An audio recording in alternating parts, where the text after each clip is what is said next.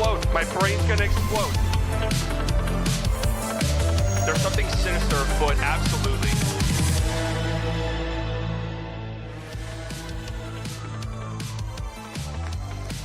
Hello, everybody, and welcome into the Slightly Biased show here at the beautiful Haymaker Studios. Look how great we all look. Look how performative I look, by the way. Got my laptop. I've got a notebook, 3 books, never been read, by me at least. Great Nowitzki. I should probably read that one. Sneaker of the Year, Kobe Bryant. I actually did read this Kobe Bryant book. How about it, folks? Welcome on in. We got a lot to discuss today, including the incredible Cooper Flagg. 42 points. The most ever by an 18-year-old. One of the best scoring games by a rookie ever. So we got to talk about that. We got to talk about his ceiling, his upside, what that means. We're also going to talk about Denver-Houston because that game was a little bit nutty. A lot to go over there. The Clippers? Ugh. They're such a disgrace, aren't they? We call them the sad Clippers, folks. They're so pathetic, really, they are. Welcome on in. If you guys are not subscribed to the channel, hit the subscribe button. Head over to the Haymaker channel if you're watching this over on Slightly Biased and subscribe there. The link is in the description. Hit the like button if you haven't liked the stream yet. Helps out tremendously, especially early on in the stream's life cycle. And it lets YouTube know I should push this content out. It really is the best thing you can do for a channel. Besides donating me a bunch of money, which I'm never opposed to, it's the best way to help out a channel, believe it or not. Let's get right into it, and let's talk about Cooper Flagg and the Dallas Mavericks. Mainly Cooper Flagg, because really what the fuck is there talking about the Dallas Mavericks? Not much. The Mavs lose to the Jazz last night, 140-133. Overtime game. The Mavericks fall apart late offensively. The real story, though, is Cooper Flagg, who put up 42 points, which is the most ever by an 18-year-old. We only have a couple more days we can say that. He's turning 19, I think, Saturday, something like that. Feel a little parasocial knowing these guys' exact birthdays, but it is what it is. 42 points, 7 rebounds, 6 assists against not a very good Utah Jazz defense. But it just begs the question with him and a lot of stuff. I actually want to pull up his recent stat numbers because it just feels like over the last, 15 games, Cooper Flagg has solidified himself as truthfully one of the best players in the league. And I'm not even saying that in a slightly biased, wink, wink, nudge, nudge way. I'm saying that in this guy looks like a top 50 player in the league. I'm looking right now at his last 10 game numbers. Okay. 21 points per game over his last 10 on 57% true shooting. Now, what makes that number crazy to me, the fact that he's shooting 19% from 3, yet converting at the rim at such a high rate that his efficiency numbers are still good. Here, can we pull up these numbers on the screen? How far back do we need to go for this to not kind of be crazy? We're going back a long ways, folks. We're at 20 games. Last 19 games. So first 7 games of the season. That's kind of when the Mavs did the dumbass Cooper Flagg at the point guard experiment. Those 7 games, 13 points, 50% true shooting, getting his feet wet, whatever the case may be. Since then, really since they added a point guard into the mix, 20 points per game, nearly 4 assists per game. True shooting up to 57%, which is around league average. I don't know what the league average is this year, actually, but kind of around league average. The 2-point percentage, though, that's the number that really sticks out to me. Nearly 60% on twos. It's gone up a whopping 16% in his last 19 games. That's a massive sample size, obviously. Now, the 3-ball has completely abandoned him. I'm willing to chalk that up to the thumb because it makes sense to me. His free throw numbers have also kind of cratered in those games since. So it all sort of makes sense to me. One of the things that I found so interesting is, early on when Cooper Flagg was playing the point guard, obviously something we all knew was going to be a disaster, and it was a disaster right away. One of the things that's interested me over the last few games since they've added in this point guard, the last 20 or so games since they've added in a point guard, is the fact that his usage hasn't really gone down, right? But he just feels so much more involved in the offense. And a game like last night, Cooper pops off in the first half. I think he goes 24 points, 7 of 9 from the field in the first half of the game. And the second half, the Mavs offense, for lack of a better word, the Mavs offense shits themselves. And they forget how to score points. But and the Mavs lose. And a big reason for that, like if we're just going to be upfront and honest, a big reason for that is because Cooper Flagg had the ball in his hands and they weren't running a point guard. They had lineups out there where Cooper Flagg was basically the point guard, and he turned the ball over. He was forcing kind of some difficult shots, and it led to some pretty gross offense, if I'm just being honest. But you know what? I'm okay with that. I am. I know everybody wants to hate on Jason Kidd and whatnot, but I like that decision in that moment because your 18-year-old superstar has brought you this far. He's having the best scoring game of his career. Nobody on the Utah Jazz can stop his dribble drive. And if you go down because Cooper Flagg, misses a couple shots here or there, turns the ball over here or there, so what? Like, no, and I love all of these guys, but I would much rather watch Cooper Flagg lose us a game late down the stretch because he has a couple turnovers than, and again, I don't even mean this to come across the way it's going to come across, but I'd much rather that than like watch P.J. Washington kind of carry us in a loss or watch Najee Marshall kind of carry us. And again, I love those guys to death, but you guys get what I'm saying. Go down with your 18-year-old. So what? Right? So what? Go down with your 18-year-old, and whatever happens, happens. 42 points, 7 rebounds, 6 assists, 2 blocks. I'm starting to wonder. Pull up this stat. This shit is crazy. Most points in a game by an 18-year-old. Look at this list. 42 by Cooper Flagg, obviously the most. We talked about that already. 37 by LeBron, 36 by LeBron, 35 by Cooper. I mean, just look at the company. Look at this list. That's pretty good company to be in. And, okay, so Kobe has the second most points ever by an 18-year-old. I forgot that they changed this rule somewhat recently because I was looking at it. I was like, how did he have the second most? He came into the league. He was drafted. He was 17 years old. Is that right? He was 17 years old when he was drafted. I should look at the Kobe Bryant book I got here off to the side. Maybe they've got a little tidbit on that in the book. I mean, look at this. This is just insane. You shouldn't come into the league this good, this early. We going into the season, talked about what we thought Cooper Flagg could be, top 50 player, obviously. But he's exceeded my expectations in every sense of the word. And it's because of his dribble drive. It's because of his penetration. It's because of how easy he gets to the rim. And it's just like, if he's doing that now at 18 years old, what is he going to look like when he's 24? And I said this on Locked On last night, and I was I didn't want to say it because it's saying a lot, but then I'm like, why would you put a ceiling on him? If he has like a Giannis-type physical development, strength-wise, could he be a force of nature physically like that? Could he be a force of nature physically? I don't know. It wasn't all Cooper. Clay took some stupid shots that he missed. For some reason, they had Clay instead of Max. Well, I kind of understood what the Mavs were doing late in that game because Daniel Gafford was on a minute restriction. So you kind of needed some size out there, and that just naturally, and they did the stretch where they didn't have a point guard. So you had Coop at the point guard, and it was ugly. They had to put a guard in. They had to put Nembhard in, and somebody's just going to have to not be on the floor at that point. So Clay, that three Clay took really wasn't a bad shot. It was just rushed. So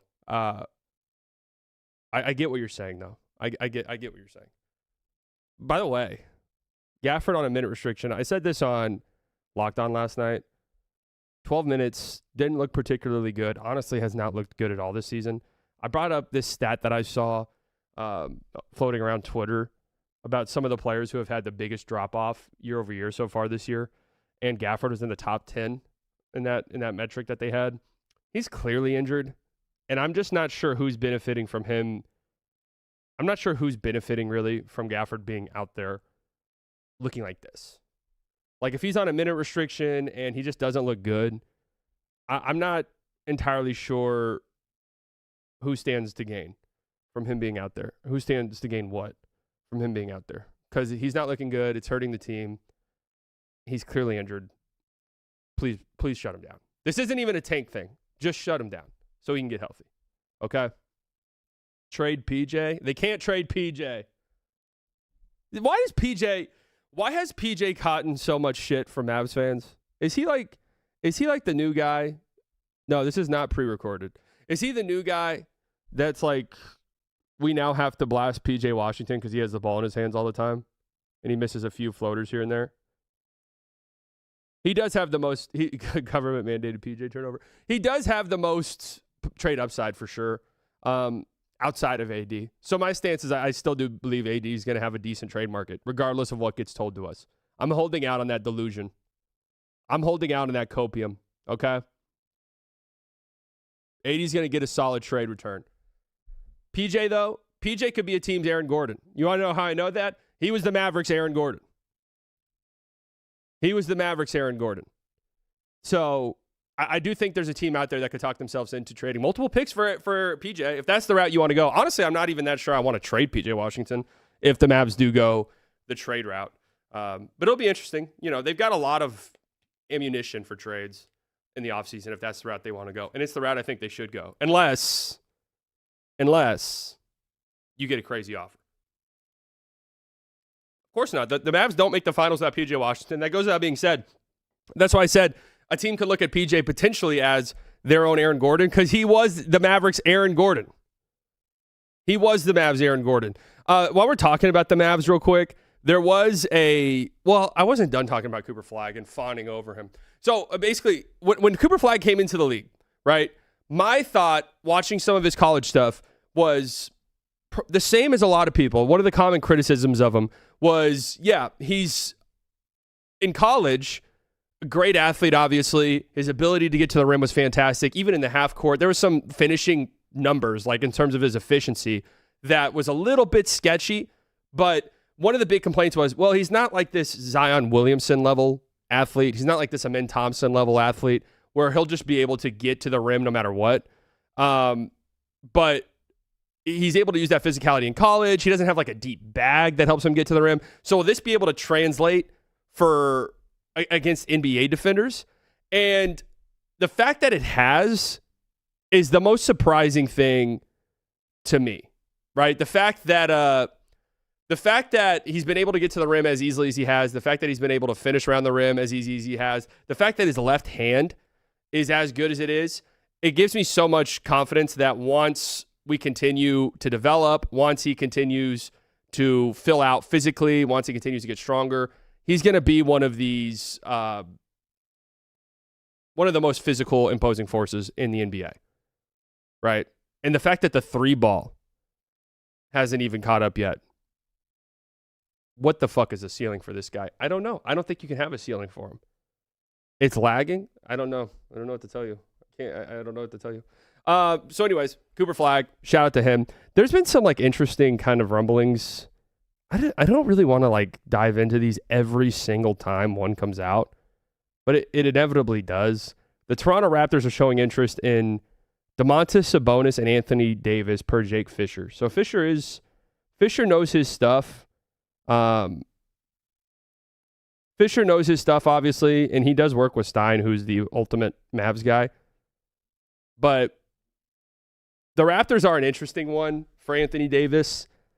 What does the trade look like for Dallas? I don't know. I don't want Jakob Poeltl's piece of garbage contract because that's exactly what it is. I get like RJ Barrett's having a nice year, and he's become one of the more underappreciated players in the league probably. But I'm not that interested in RJ Barrett. Quickly, like these are the contracts he'd be getting back. And I'm just not in on trading AD, man. Like, am I crazy for that? Am I crazy for the AD stuff? I'm just the trade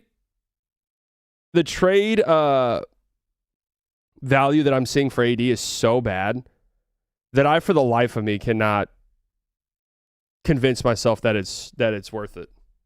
You know what I mean? I cannot for the life of me get there that it's worth trading him for Jakob Poeltl and the 20th pick in the draft. Like at that point, what are we even doing?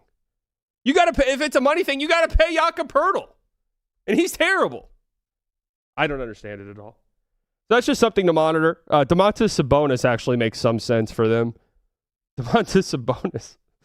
Oh, that team would be hilarious. Scotty Barnes, Brandon Ingram, Domantas Sabonis, Kings 2.0. Come on down. That's fantastic stuff. What is it? Seth Davis. It's really cute how people say Cooper Flagg was running from this draft class or suggest that he wouldn't have been number one pick if he hadn't reclassified.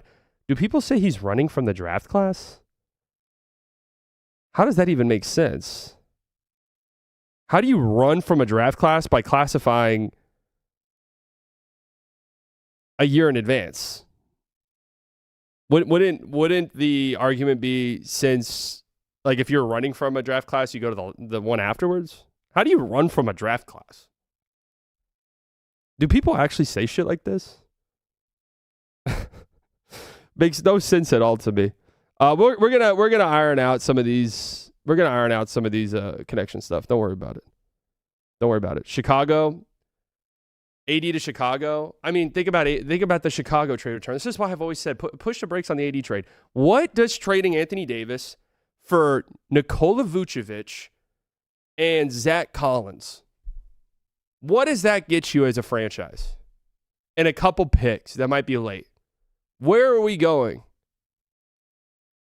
I don't even think that's worth it. 1, 2, are we not sure? Could you not get something better in the summer? I'm not entirely sure why it has to be make the Anthony Davis trade in the next 2 months. Why couldn't it be in the summer? I don't really understand. I'm with you on AD. If the trade packages are what everyone says they are, then no thank you. That's exactly what I'm saying. Post on the Haymaker stream about a fix for audio issues. Hopefully whoever is producing for Haymaker knows how to dial this. I'm sure we got it. Thank you. Thank you, though, for the I do appreciate the heads up on that. We'll get it all figured out. Don't worry about it. It's the first one. I watch a ton of prospects every year. It'd definitely be a competition on like 2025, but Coop would still go 1. So my thing is, it's like he won National Player of the Year in college last year, starting the college season as a 17-year-old. Okay? Now he's 18 years old and is dropping 42 points in an NBA game. He's averaging, what was the numbers that I had up? Over his last 19 games, he's averaging 20 points on league average efficiency as an 18-year-old. Are we even talking about? Stacking picks is great, but Coop is too good to get a top pick. And that's part of my thing too. Like, if we head over to Tankathon, and this is a part that I'm trying to hammer down. Like, I need people to understand this. Here, can we pull up Tankathon real quick? The teams that are below you in the standings are so atrocious. Okay, we're talking dregs. You're not catching up. Look at this website. Look at this website. Tankathon, I appreciate everything that you've got going for us. Do I need 6 ads? Could we maybe do it just 1? I'm okay with the Dasani ad over there in the corner. Do I need the Dasani? Do I need the Minute Maid Zero Sugar? Do I need the Spectrum Espanol ad at the bottom? Do I need the pop-up video ad? I mean, it's a little preposterous, man. Okay, you're not catching the Wizards. You're not catching the Pelicans. I cannot believe the Pelicans are 5-22. That's actually insane. God, the Clippers, what an embarrassment last night. We can talk about them here in a second. 1-9 in their last 10. You're not catching the Kings, who are going to blow it up. You're not catching the Pacers. You're not catching the Nets, because the Nets are going to go full speed ahead on a tank. Same with Utah, who did beat you last night. But they'll go full steam ahead on a tank. Some of these teams I'm mentioning, how many of those are would Cooper Flagg be the best player on? How many of these teams would Cooper Flagg be the best player on? He'd be the best player on the Wizards. I like Alex Sarr. I think Cooper Flagg would be the best player on the Wizards. Pelicans, if they shut down Zion or something, probably. Could make an argument for Trey Murphy. Queen and Fears are awesome, but I think Coop's better than those guys right now. Clippers, obviously not, but who knows what direction they're going to take. The Kings? Is Cooper Flagg the best player on the Sacramento Kings, even if everybody's healthy? Let's think about that. Would you rather have rookie Cooper Flagg, or Sabonis? That feels really disrespectful. That feels really disrespectful.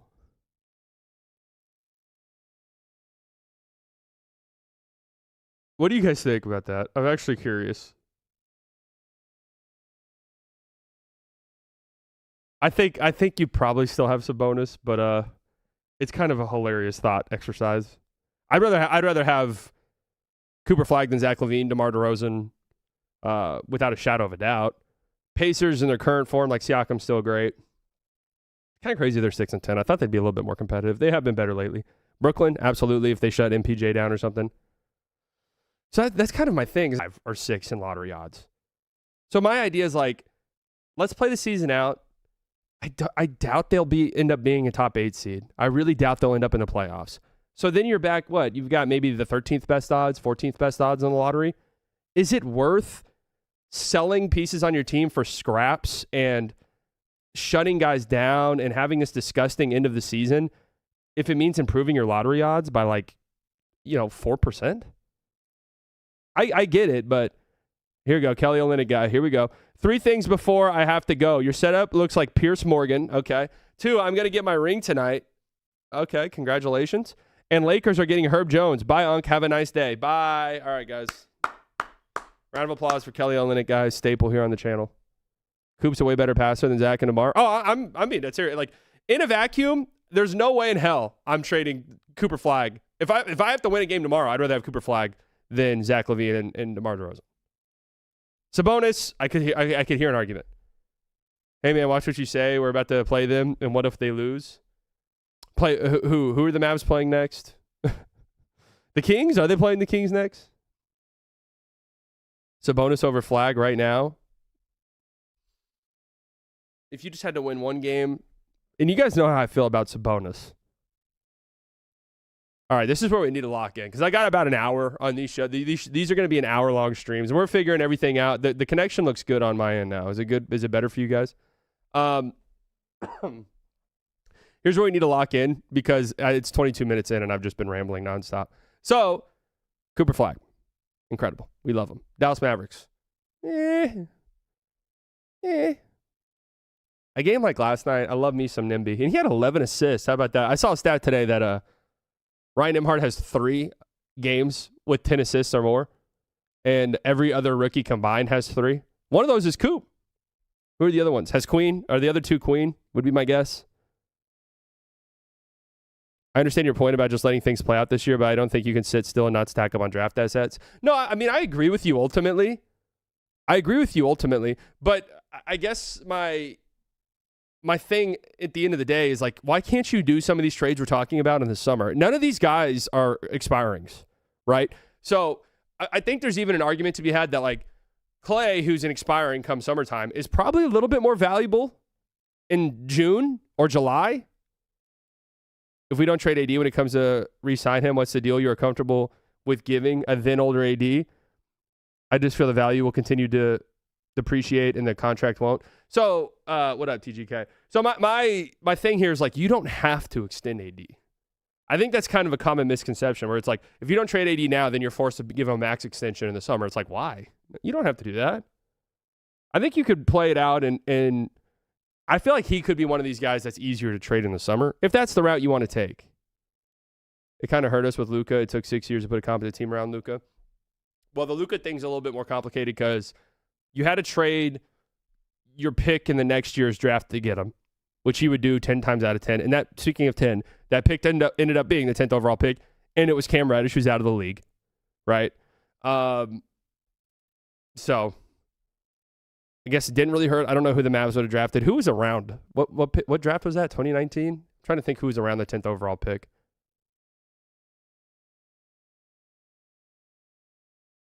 But anyways, and then they made the KP trade, which in hindsight, obviously, failure, right? And it locked them up for years and years and years, probably like a half decade they spent locked up because of that trade. But you would do that trade, though. It made sense at the time. They were a great pairing in theory, and they were really good in the bubble.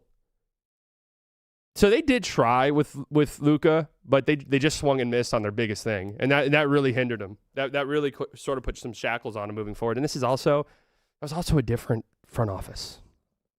Okay, so when Jason Kidd becomes a GM in the summer and Sean Sweeney's back as the head coach, I don't know what that's going to look like.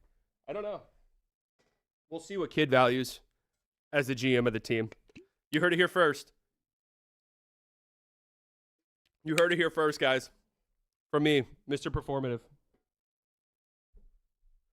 If Clay keeps playing like how he's playing, a team like the Pistons will definitely give up some seconds for him. Oh, for sure. You could get some seconds for Clay, without a doubt. Some seconds for Clay. Anyways, as I was saying about Nimby, part of the thing about him is, man, he's so bad defensively. And he's just so small that I think it really kind of limits what he can be moving forward. But I still love his game.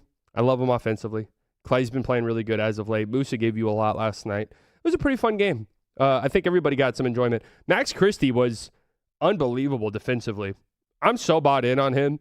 I just love him as a piece moving forward because, what is he, 22, 23 years old? He's having a great year. I do wish we could get his three-point volume up. You know, I don't like him taking two three-point attempts in a game. That number needs to be 6 or 7. No, I'm just kidding. No, I'm not kidding about it being 6 or 7, but I honestly didn't mean for it to come off that way. Keontae George, Dallas, Texas, stand up. Everybody, round of applause for Keontae George. We support our Dallas athletes. We do. He's been phenomenal this year. His shooting off the dribble, when you drop on screens, it's lethal. It is absolutely lethal.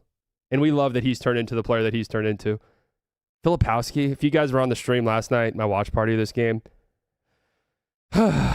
famous last words from Slightly Biased. I said that, are we sure Kyle Filipowski is an NBA guy? Just completely and totally dominated the rest of the game. Put the Mavericks away. You hate to see it. You'd really do. I mean, the Jazz have to trade Larry Markkinen. Right? Sweeney not leaving San Antonio. When Jason Kidd becomes the GM of the team and a head coaching vacancy opens up and Sean Sweeney comes back, just know you heard it here first. Just know you heard it here first, okay? Another big game from last night. Houston and another big game. I'm saying that like Dallas, Utah was a big game. But the big game from last night, Denver and Houston. Yeah, I mean, you watch a game like that, and it's funny watching the Mavs Jazz last night. And then this morning I tuned into Houston Denver, watched that game back. I'm like, oh, God. It's hard to believe that my team used to be like kind of close to this level.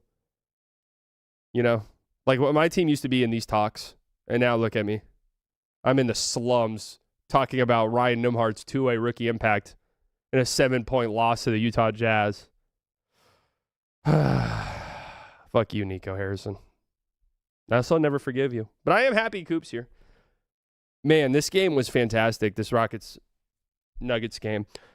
It's crazy to me. Houston was very upset by the officiating in this game, and I think they had a right to be upset because late in this game, some of the ticky-tack calls they are giving it to Denver, especially while the Nuggets were in the bonus late, were bogus. Some of these like reach-in fouls on Amin Thompson, I thought were just horrible calls given the way that game had been officiated up until that point. And, of course, you had – I mean, did we get a better angle of the Tim Hardaway Jr. tripping on that inbound pass? Because I still don't think that was a good call. I still don't think that was a good call there. Maybe there was another angle. The tripping stuff is just so – it was a foul? Okay. All right. Still just feels a little bit shitty that that's how that game kind of ends. But there was a whole overtime period. And I felt like – and the Rockets – and you guys correct me if I'm wrong here. I felt like the Rockets – and they've had games like this at times where they can get a little caught up in some of the officiating stuff. I think it's sort of a trickle-down effect. It usually is with some of these teams and some of these guys. Like, I think the Lakers have it. They've always had it, but now Luka sort of multiplies it. Şengün cries a lot. He's talking to the refs every single second of the game. And sometimes I think that sort of has a trickle-down effect. And Ime Udoka's not shy either. But I think they had a gripe with some of these these calls that went against them late in this game. I just feel like in overtime, it felt like they were almost sort of defeated just by the officiating in that call at the end of the game on that inbound pass. But this was a really high-level basketball game. Both of these teams are very good. I mean, for the Rockets, to me, it's crazy that they're at this level, right, where they are, in my opinion, right there, neck and neck with the Nuggets. I think you could even make arguments the Rockets, like, who would win in that series? I don't know. I think that's a conversation you could have. And they're without Fred VanVleet, right? They're without Fred VanVleet. Not a lot of eye contact. I'm getting used to reading things on here than reading things here. Okay, but no Fred VanVleet. One of these things I've started to do with some of these teams, and now I'm feeling a little bit self-conscious. Now I'm going to look at the screen more. One of these things I like to do with these teams is figure out who their weakest player is on the court at any given moment, and think, okay, what if I replace that player with a top 75 player? And is that possible? For the Rockets, you look at what they've got in their starting five. It'd probably be Okogie, even though he's been good so far this year, and he was pretty good defensively last night. But if you were to replace Josh Okogie with like an actual guard, and that kind of moves your lineup around. Now Amen Thompson's not playing point guard. Amen Thompson fan club, stand back and stand by, unfortunately. And hopefully Redna's not in the chat because he's going to give it to me if he is. But could you replace Josh Okogie just in the starting lineup with another guard? And is that possible for them? And the answer to that question is yes. They have the trade assets. They have the contracts. Who would that guy be? I'm not entirely sure. I mean, yeah, Kyrie would be really interesting, but I'm not all that interested in it as a Mavs fan personally. But I do think Kyrie on the Rockets would be absolutely disgusting. This Houston team could compete with anybody. Maybe this is just recency bias because the Thunder just lost over the weekend. And you guys know how I feel about the Thunder, but sometimes I watch the Nuggets and I'm like, that's kind of a difficult team to play in the playoffs, man. That's kind of a difficult team. Jokic is just on another planet entirely. He's so unbelievable. The fact that it's even an argument who the best player in the league is, like, you can make real arguments. Just goes to show the era that we're in is just one of the best in the history of the game. That's just the truth. Jamal Murray, I think, absolutely will be a first-time All-Star, especially with the new voting setup where there's the world team and the USA team. We're going to get the first All-Star game for Jamal Murray, and it's going to be well-deserved. He was awesome last night. He's been awesome all season long. When he's on, he is the thing that matters the most for the Nuggets. Obviously, it's Jokic, but I'm saying if you don't have Jamal Murray playing at that all-star level, which he's played at in the past, just hasn't made one, they win a championship with him playing at that level. If he's injured, dealing with calf problems, whatever the case may be, that we've seen in years past, they're not as strong as a team, right? They're not as strong of a team. Can we talk real briefly about Spencer Jones? So Spencer Jones has sort of just been plugged into the lineup with Christian Brown being out, Aaron Gordon being out. Peyton Watson only plays 5 minutes last night with a what did they say his injury was? A trunk injury? What is that? Do we have any doctors in the chat? What is a trunk injury? A left trunk injury. That is no bullshit what they ruled him out with. Is that like a back thing? Is this a junk and trunk situation? What? Stop looking at us. Too much eye contact. He's an elephant. Okay. I didn't know that. Good for Peyton Watson, I guess. Trunk injury. Did we get any did we get anything from our Twitter doctors on that? He was holding like his side though. Here, pull this up. This is what it literally says. Status alert. Peyton Watson trunk. Is bro a car? Oh my God. So I actually have to say something about that. In Britain, in London, right? My fellow Brits. I was checking into a hotel and I heard the most insane thing I've ever heard. What British people call the trunk. Anybody know? I literally couldn't believe my ears whenever I heard it. The boot. He was like, "Bro, I'll go put my luggage in the boot." I was like, "What the fuck did he just say?" The boot? Okay. More power to you. Anyways, trunk. That's the first time I've ever seen trunk. Has Underdog NBA ever once tweeted trunk besides last night? Let's find out. No. This is guys, we made history last night. It's literally the first time in NBA history a player has been out with a trunk injury. We're not clapping for the injury. We're clapping at the fact that we witnessed NBA history last night. That is great. We'll see how Peyton Watson's trunk's doing today. Hopefully it's doing better. But he did leave early in the game and never came back. So it is a little bit weird. Trunk is another word for torso. Okay. Okay, interesting. According to Google, it's the torso. All right. You learn something new every day.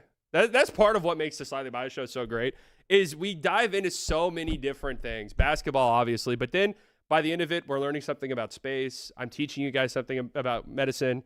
I'm teaching you guys something about psychology, biology, radiology. Like, we're touching all of them. And that's sort of what separates it, right? That's sort of what separates it. So I'm happy you guys are sort of starting to see it. Boot. I mean, I was just shocked. I was like, boot. Huh. One time we did take a bunch of middle school tests, and I aced all of them. No, it was high school. It was high school. It wasn't middle school. Give me some respect. They were high school tests, and we absolutely aced all of them. But anyways, yeah, shout out to Spencer Jones. Wow. I mean, we did all of that from talking about Spencer Jones. Shout out to Spencer Jones, who I thought played incredible defense on Kevin Durant last night. And defensively, I thought he was amazing. And he's this two-way guy. Is he a rookie, or he was there last year, wasn't he?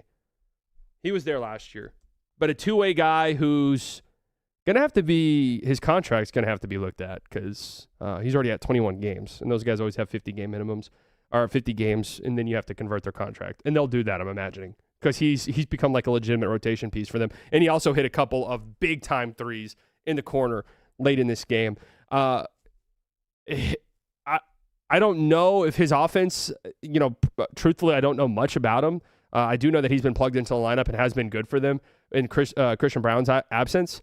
But he seems like he could be a playoff rotation guy for them with how well he plays defensively. Tim Hardaway Jr., 2 of 8 from 3 last night, but he's been awesome for the Nuggets. It's just a perfect spot for him, right? We saw it in Dallas, him playing off of Luka, him playing off Jokic, where it's like, dude, just go out there and bomb 8, 9, 10 threes a game.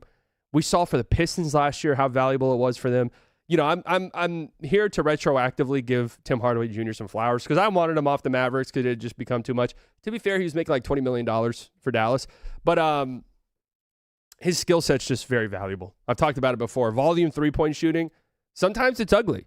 Sometimes these guys go 1 of 8. Sometimes these guys go 2 of 8. But then there's games where they go 6 of 9 and they swing you a basketball game. Sometimes there's games like, I don't know, game 4 of an NBA Finals where these guys set the record for most points scored in a quarter. Sometimes these things happen. So anyways, a really impressive win for the Nuggets in overtime. I mean, this game was crazy. There was that last 2-minute stretch of the regulation when it was Jokic drills a 3, Reed Shepherd drills a 3, Jamal Murray drills a 3, KD drills a 3. Beautiful. And basketball purists, this was a 3-point game. The Nuggets did not foul up 3 late here. They let it play out. Şengün took a god-awful 3 that ended the game. But they let it play out, and we did not get an intentional foul late. How about that? No, Dorian's still not back. Dorian is still not back. So that's something else for the Rockets. You're going to get this guy back. And the Nuggets, Aaron Gordon is... Would saying Aaron Gordon is their second most important player be a little too much? Because I did just say Jamal Murray swings everything for them. But realistically, they can't make a finals run without Aaron Gordon. But they also can't make a finals run without Jamal Murray. Who do you think is more important, Jamal or Aaron Gordon? In the playoffs, it's Jamal? Yeah, probably. You're probably right. That's probably the first right thing you've ever said in chat. I'm just being honest. Plinka might have been right about Dorian Finney-Smith, but also they really need somebody like Dorian Finney-Smith. So I don't know. Yeah, I don't know. It's I don't know. It might be Aaron Gordon. Anyways, it seems like a stupid thing to even discuss because both of them are very important. In Houston, God, KD, I love his role on this team. I really do. He just takes open shots. He had 5 blocks last night, by the way. He did have 5 turnovers, but there's times out there KD's getting double teamed, passes it to Şengün. Şengün's getting double teamed, and you're gonna get an open shot off of that. The question is, can these guys on Houston knock down these shots? I think a reason why teams are so willing to double is because they know we can not guard him in Thompson because his jump shot is the ugliest thing quite possibly of all time. And when they're doing double bigs, obviously you can help off Steven Adams. Obviously, Okogie was 2 of 3 last night, but teams are clearly comfortable with Okogie shooting a 3. We could even, if KD has the ball, we can help off Şengün to double. So those are going to be interesting things to see how the Rockets sort of answer some of those questions in the playoffs. But yeah, why is Haymaker logo a 6'7"? I think you just have brain rot. I don't think it's that. I think you just have some type of brain rot that probably needs to be studied. so we can dissect it in future generations when we talk about how insane this generation is. But anyways, I don't know what you're talking about. Ime Udoka was quite upset after this. Ime Udoka on officiating after this Rockets loss in Denver. Most poorly officiated game I've seen in a long time. 2 have no business being out there, and the crew chief was acting starstruck. Ime Udoka did get a technical in this game, as did Şengün, I believe. God, Udoka is just kind of a maniac, huh? I'm just looking at how he's looking into the camera. It's just like kind of scary. Serial killer vibes almost, which I kind of want for my head coach. Which when Sean Sweeney comes to Dallas next year as a head coach, when Jason Kidd's the GM, I'm hoping that we get some of that sort of psycho. Just judging from the bench, like Sean Sweeney's reactions on the bench over the years, he's crazy. And I do kind of like it. So when Jason Kidd is the GM of the team next year, it'll be really interesting to see what Sean Sweeney does on the bench. But as a Mavs fan, I don't feel as good beating both these teams, seeing who is out. Oh, who cares? These two teams played each other, and it felt like a hard-hitting. Well, who was out for the Şengün didn't play against the Mavs, did he? That's fair. I mean, the Nuggets had this team pretty much against the Mavs. Who else was out? Jamal played in that game, right? Huh. I'm looking at the logo right now. It's not 6'7", guys. It's insane. Come on now. That's crazy. I don't see what you guys see. I don't see it at all. I kind of see it, actually. But I think that's only because you guys said it. I'm looking at it right now. What are you going to do? How about the Clippers, man? Oh. Not only do you get your ass beat by the Memphis Grizzlies, which the Grizzlies have been playing better basketball as of late, but Cam Spencer is talking shit to you at that level. And shout out to the Spencer brothers. But, man, I saw somebody tweet out that that's the lowest point in Clippers history. Like, no, I think the owner saying slurs was probably the lowest, but this could be a close second. Right? Like, they made TV shows about that. I doubt they'll make TV shows about this. But it's up there. And the way they've handled this Chris Paul situation is up there. It's the biggest crisis in the league, folk. We call them the Crisis Clippers because the NBA is just in a complete and total crisis here with the very real possibility that the Thunder get a top 5 pick in what is a very loaded draft class to continue their dominance and the run that they're on. So, do we just need to accept that the Thunder are getting a high draft pick? Yeah, I mean, they're going to get a high draft pick. Like, that almost feels like a certainty at this point, man. The Clippers are 6-10 and 1-9 in their last 10 games. How? How is this team 1-9 in their last 10 games? It's crazy because a few nights ago, they played this Rockets team we just talked about, and I don't think the Rockets were missing anybody, and the Clippers played them so tough. And if you didn't know any better and you were watching that game, you would have thought, all right, yeah, this Clippers team's like pretty good, right? Their record is horrible. I don't understand it. I didn't think they were. I actually did think they'd be pretty good, but I was a little bit worried about their age, their lack of athleticism. 6-20 to me, there's no way that team isn't in like complete turmoil, which we've already seen glimpses of, but that has to be it, right? Thunder fan saying this? Yeah. I don't know, man. Maybe. Why I was playing with CP3 like, I had nothing to do with him being cut. So there was a report that came out about the CP3 stuff earlier today, and it sounds like he was almost a scapegoat, which doesn't make a lot of sense to me. Can we pull this up real quick? Chris Paul reportedly tried to get Brook Lopez to help him get his spot back with the Los Angeles Clippers, per Ramona Shelburne. This is just sad. This whole thing reads so incredibly sad. Around 11 p.m. inside Frank's hotel room at Four Seasons. Isn't White Lotus based off the Four Seasons? There might be a White Lotus situation with the Clippers soon. I mean, just please keep an eye out. He told Paul of the team's plans to send Paul home, adding that he hoped to work with Paul on how the statement would be announced and that he hoped the team could still retire Paul's jersey one day. I don't like referring. I know it's like journalist thing where you mention somebody's full name once and then you go to just their last name. I don't like referring to Chris Paul as Paul. Anytime I see Paul, I think Paul George. Just something to think about if I were the editor of ESPN, which some say I should be. Paul was stunned, sources said, and tried to plead his case. At one point, he brought teammate Brooke Lopez into the room as something of a character witness. Lopez and Leonard were Paul's most ardent supporters on the team, sources said. Paul reminded Frank that he'd asked him to facilitate another meeting with Lou, and that hadn't happened. Frank acknowledged that, but held firm. The decision had been made. So this sounds to me like this was a coaching staff decision. Chris Paul did not get along very much with Ty Lue, and really sounds like Jeff Van Gundy. Like Jeff Van Gundy, to me, it sounds like is who really didn't get along with Chris Paul, and Chris Paul didn't get along much with Jeff Van Gundy. And it seems as though that was the straw that broke the camel's back. But this does feel like a team.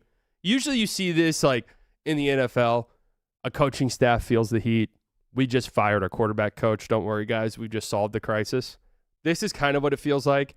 How often do NBA teams like fire assistant coaches? I feel like it doesn't happen as much as like coordinators in the NFL. But this feels like don't worry, guys. We got rid of Chris Paul. We fixed all of our problems. I know he's getting 5 minutes a game, but we got rid of Chris Paul, guys. And now the vibes have been saved. We're 6-20. 6-20, bro. That is just absolutely insane. 6-20. They'd have to go on a 14-game winning streak to be 500. Somebody do some quick math. Let's say, how many wins do you think you need to have to make the playoffs consistently? I'd say 48. Like 48 wins probably gets you as the 8th seed year over year. Does that sound right in the Western Conference? What was it last year? Let's see. Last year, yeah, the 8th seed had 48 wins. What pace would they have to play at the rest of the way to get to 48 wins? They'd have to be what?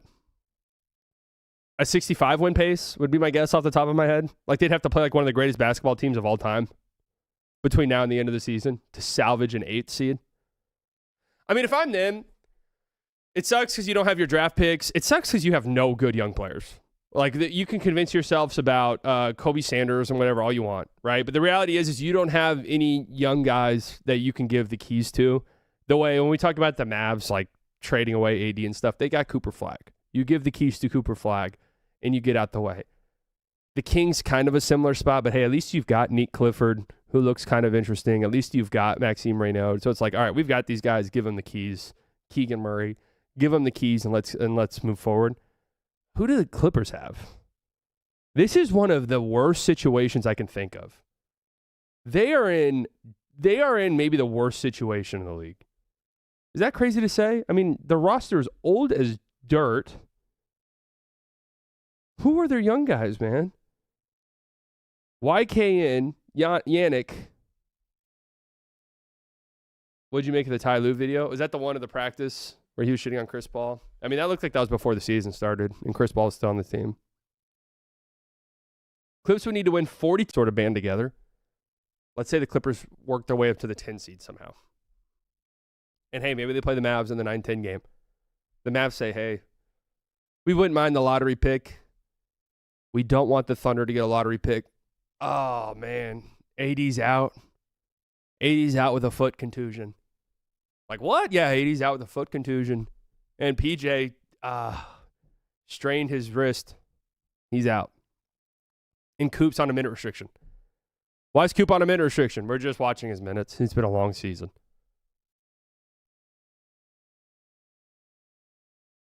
Mavs lose.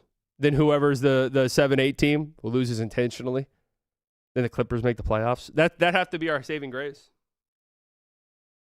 We'd have to band together these lottery teams, which the Mavericks are currently still a lottery team. Oh, wait, no, I'm looking at last year. They were a lottery team or a play-in team. The Mavericks are currently outside looking in the play-in tournament. That's okay. That's all right, guys. It's a marathon, not a sprint. Every team just needs to come to an agreement, let the Clippers win. Yes. Agreed. Honestly. No bullshit. I actually might agree. 6-20 is just absolutely nuts. I still don't get it. And Cam Spencer. Like, Cam Spencer, pull this highlight up, please. If this gets done on you at this stage of your season when you're 6-20, and Cam Spencer's doing this,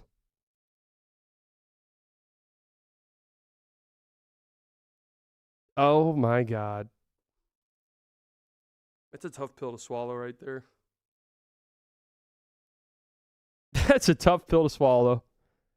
By the way, shout out to the Grizzlies who are playing better basketball as of late. And shout out to the Spencer bros. I mean, they're kind of one of the bigger storylines. Cam Spencer was kind of hooping last year. Remember him and Kevin Durant got into it? What if I told you the Mavs have been tanking since the Luka trade? Well, that's news to Nico Harrison. Is it over if OKC gets one of AJ Boozer or Peterson? What do you think, man? They're going to win 70 games this year. They're almost certainly going to repeat as champions. And they get a consensus top 3 guy. What do you think, man? Can you imagine Darren Peterson and Shai Gilgeous-Alexander together? Now, Darren Peterson's hamstrings might be cooked. I don't know what's going on there. He's a Thunder fan. Of course, he's going to say yes. Guys, I'm not a Thunder fan. Okay? Please ignore that, chat. I'm not a Thunder fan. That's beneath you to even suggest that. That's beneath you. Speaking of some of the lottery stuff and draft, the end of each stream, I usually like to just scroll through NBA Central. It's one of these shitty aggregator accounts. But you know what? Sometimes aggregators deserve some love because they give us information that otherwise we probably wouldn't have seen. But then sometimes you also get like, Jason Williams predicts Giannis Antetokounmpo and Ja Morant will end up in Miami. It's like, okay, wait, hold on. Pull this up real quick. Oh, fuck. Do we have any hats in here? This is exactly what I'm talking about right here. Can I be this guy? Can I be this guy? We've done this bit before. I really am making an effort to, there you go. The interns came through. I really am making an effort to be the white guy, player podcast co-host. Do you think the Lakers could get Giannis, Jokic, and Anthony Edwards? You do? Facts. What was your welcome to the NBA moment? Do you think World War II happened? Do you think World War II happened or no? Low key though, Kobe Bryant or Monte Ellis or LeBron James? Yeah, I kind of think Monte too. Facts.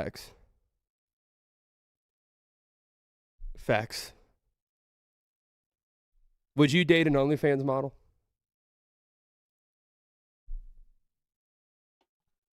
That looks great, dude. You would? Great. Facts. Were we on January 6th?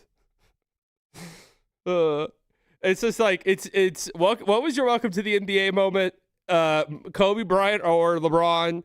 And then I'm going to ask a question now that's going to get aggregated and your team's going to have a meeting with you. That just seems to be the role of the player podcast host. Yeah, that's true. Kobe hit me up that one day too. Kobe, Tim Duncan better than Kobe. Yeah, I said it. I don't even think that's that unpopular of an opinion, right? I don't think that. Anyways, where was I going with that? Oh. So this is what I'm saying. These accounts are nice, but then it's like Jason Williams predicts that Giannis and Ja Morant will end up in Miami. Okay. But there was this one report I thought was kind of interesting. Jake Fisher said that Jake Fisher believes that Miami Heat could have the best trade path for Giannis Antetokounmpo. I agree. That's my Giannis prediction, is that he ends up at Miami. Makes the most sense. But this one right here, oh, Lord. There was a report that yesterday that the Bucks were going to try to do whatever they could to keep Giannis. Now, they do have 2 picks, I believe, they can play around with. The Milwaukee Bucks are doing everything in their power to convince Giannis to stay and have expressed interest in Zach LaVine and Jeremy Grant. What the fuck are we doing? I think at this point, if they brought me in to be sort of a consultant for their front office, I'd pull them aside and say, hey, listen to the words that just came out of your mouth. Zach LaVine, okay? It's over and it's cooked. We should try and just kind of maximize our return on Giannis. It sucks, but it is what it is. If you trade whatever assets you have left for Zach LaVine, it is over. Like, we will be at the bottom of the totem pole for 10 years. And I'm not exaggerating. It'll be 10 years before we're able to even begin to crawl out of this hole. 10 years. Ryan Rollins, LaVine, Jeremy Grant, Giannis, Turner, solid first round exit. How the fuck are they? Those guys, Jeremy Grant and Zach LaVine make like $110 million combined, don't they? Maybe not $110 million, but $100. Please don't do that. Please. Oh my God. If I'm a Bucks fan, I am on hands and knees. Like I'd rather just pull the plug. Pull the plug on the Giannis thing versus trading for Zach LaVine. Please. Please.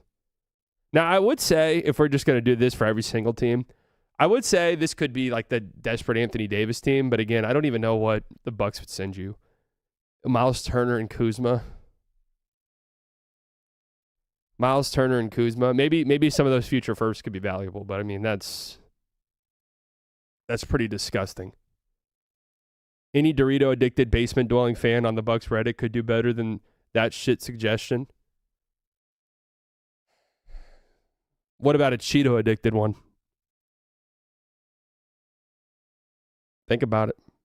They love their cheese up there in Wisconsin. Anyways, can you imagine? Zach LaVine. Oh, please don't do that. Please, Milwaukee. For your fans' sake, man. Like, just pull the plug before you do that. That is so disgusting. What was the rookie report? Oh, yeah. An anonymous NBA scout says Cam Boozer doesn't have potential to be the best player on a championship team like Darren Peterson and A.J. DeBonza do. Can you put the ball in his hands and you know he's going to be able to get a bucket or create something at the end of a game when the game's on the line? Is he good enough at the NBA level? It's not a knock on Cam. It's just that those other 2 guys have the potential to be the best player on NBA championship teams. So I think I actually kind of get what this guy's saying. And this guy's an NBA scout. I mean, I don't know what that means. Am I technically an NBA scout? I watch a lot of NBA. So in some ways, I think I am an NBA scout. But anyways, I feel like this is almost kind of similar to some of the discussion that like surrounded Coop at times last year. Cam Boozer just seems to make the right play over and over and over and over and over. And maybe he has right play-itis, where it's just, hey, man, at some point, you just got to shoot. And that's one thing about Coop, where he's shown improvements. And it's kind of bizarre to say this, because Coop's such a, I'm going to do the right play over and over and over again, right? That early on in the season was like, dude, yeah, but sometimes you just got to shoot. Like, we'll go down with you taking 20 shots. It's okay. And he's, over time, has kind of learned that and has become more aggressive. Cam Boozer, I feel like could have that. But, you know, I scroll down. I'm scrolling. Are you under here or something? Anyways, like Cam Boozer's playing great for Duke and scoring at a high level. And I got to admit, I'm not watching, right? That's what separates me from others. I'll just tell you, I'm not watching them. But these guys who like dominate at the college level, I feel like we overthink it way too much. Especially a guy like this, where it's like this guy makes the right play every time. No need to overthink it. Is Coop an all-star right now? No, probably not. Probably not, unfortunately. It would be cool, but I mean, think about what you're talking about when you say all-star, right? Jeff Teague says Cade Cunningham should win MVP over players like SGA, Luka, and Jokic. Okay, I don't need to see the rest of the quote. I'll believe that he said that. I don't need to see the rest of the quote there. Patrick Beverley is signing a deal overseas to play with PAOK BC in Greece. Congratulations to Patrick Beverley. Congratulations. How far does a Rollins, Green, Trent, AD, Giannis team go in the East? Ryan Rollins, AJ Green, Gary Trent, AD, and Giannis. Yeah, that team's still not very good, huh? And you do have 2 injury-prone players because Giannis is injury-prone, right? Like he just is. He just is. They recoup assets by trading for those contracts. You're not seeing the vision. Wait, who would? What if you can get Keon Ellis and Zach LaVine?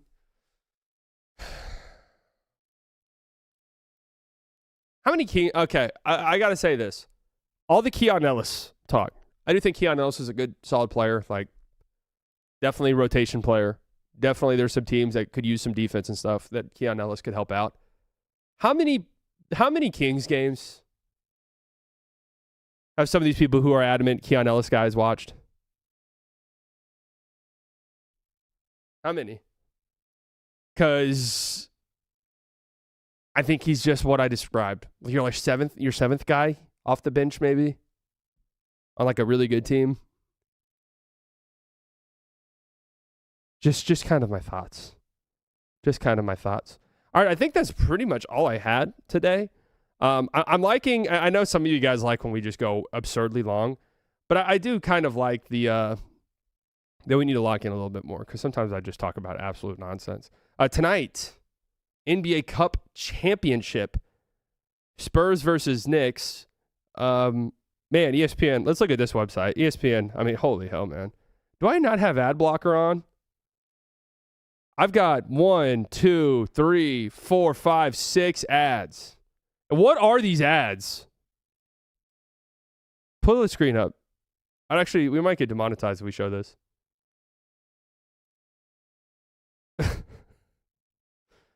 Why is that sleep apnea?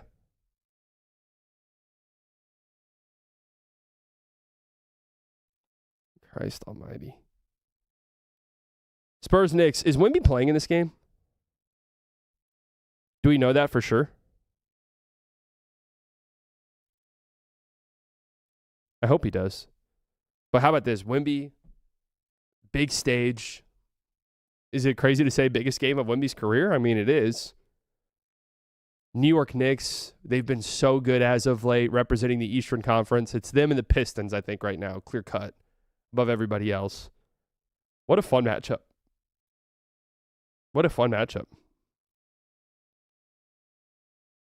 Do we know for sure that Wemby's playing? We still getting stream highlight videos like from the game watch parties? So last night I didn't have one because it got copyright striked, or not copyright striked, but it got blocked. And I was not about to spend another 2 hours editing it. They're getting a little bit more and more difficult, so I don't know. Anytime there's not one, it's because they've been copyright striked. So what's a realistic move the Mavs can make to make them better right now? I mean, they could trade for a guard. Like I can't imagine Kobe White's market's that crazy. They could swing a Kobe White trade. The question is, would it be worth it? You know, that's something that you really want to do, is make that move for Kobe White. You just asked Wemby, and he said he should be good to go. Okay. All right. Lil Maximus asked Wemby, and Wemby's playing, according to Lil Maximus. So there we have it. Thank you guys for tuning in today. It was a lot of fun. Tuesdays and Thursdays for the time being. We will be here at the studio, and I'm posting you up. This is a regulation size ball, by the way. Look how easily I palm it. Huh? It's a little slick, right? But thank you all for tuning in. If you guys have not liked the stream, make sure you do so. If you guys are not subscribed to me, Slightly Biased, and to the Haymaker channel, make sure you do so. The link is in the description for the Haymaker channel. All of the OGs, you guys know I love you very much. You could have spent your Tuesday anywhere in the world. You decided to spend it here. New subscribers, I promise you guys will not regret it. I'll be live over at my channel to watch the Cup final tonight, Would you ever do an NBA live chat Q&A? You seem like one of the few streamers who watch basketball. I know what you're talking about. Isn't every stream a Q&A? Are all these Q&As? What do you prefer, us watching here or the Haymaker stream? Just subscribe to both. Haymaker seems like the one that we're pushing. Are they going to convert Nimby's contract? It sounds like they'll do it when they have to do it. And then Thursday, when we have this show again, Nick will be here. So it'll be me and Nick Angstadt. You guys might know him. We're going to just talk some Mavs, talk some hoops, talk about some recent scientific developments, talk about some geopolitics as well. Just a whole lot going on, okay? Always attack your day like this guy. Right here. Always. Love you all. Talk to you all later. Bye-bye. Who's it gonna be? This is Lamar! Oh my God! My brain's gonna explode. My brain's gonna explode. There's something sinister afoot, absolutely.